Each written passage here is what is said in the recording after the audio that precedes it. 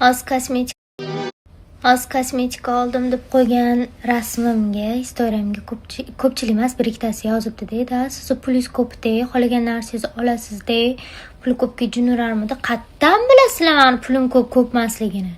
Balki mana shu narsalarni yab hajma kerakligi uchun men oxirgi pulimni olgandirman. Bo'lishi mumkinmi shu narsa? Menimcha bo'lishi mumkin. Bitta narsada birovni cho'ntagidagi pulini hisob-kitob qilgandan ko'ra, ko'tarib turib ishlaylar.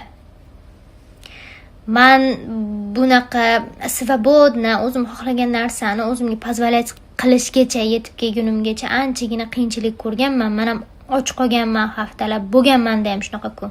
Lekin men o'sha paytda kimnidir bilan o'tirib olib, cho'ntagidagi pulini hisoblab, "Da sen boysan-da, senga повезло" deb o'tirmaganman. Unaqa bo'lmaylar. G'alati emasmi bu narsa? Men uchun g'alati, to'g'risi. Kimgadir senga повезло de, omading bor de deyishdan oldin ozgina fikrlaylar, ozgina o'ylaylar.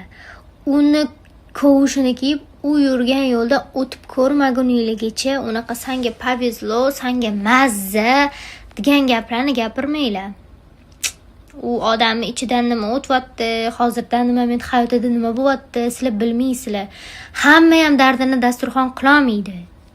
Menga o'xshagan odam kimdir yaxshimisan deb so'rasa, yaxshiman. Menda hammasi yaxshi deydi, o'zini ichida nima o'tayotganini o'zi bilib yuradi. O'shaning uchun kimdir hayotiga o'zinglarni fikringlarni bildirayotgan paytinglarda ozgina fikrlaylar. Balki deb o'ylab ko'ringlar bitta narsani. Eng yomon odat kimdir cho'ntagidagi pulini hisoblash, kimdir rasxod qilayotganda senga mazza deb gapirish. Qattan bilasizlar unga mazza emasmi? G'alatimisizlar?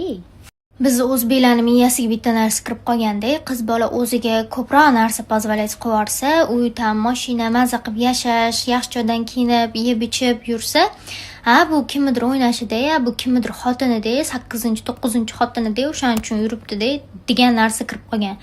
Yo'q, unaqa emas. Bor shunaqa qizlar ham. 70-80% qizlar o'zi itdek ishlab, eshakdek ishlab pul topyapti. Chunki hozir ba'zi bir erkaklardan, ba'zi bir bolalardan ko'ra ko'proq pul topyapti qizlar. Bu narsani tan olish kerak. Chunki qiz bolaga imkoniyat kengroq bo'lib qoldi hozirgi paytda. Xudoga shukr. O'shaning uchun kimdir hayotini muhokama qilib, kimdir 8-10 xotin kimdir o'ynashga chiqarishdan oldin ozgina fikrlaylar-da, birovni hayoti haqidagi fikringlarni buklab orqa cho'ntagiga solib qo'yinglar. Menga unaqa gap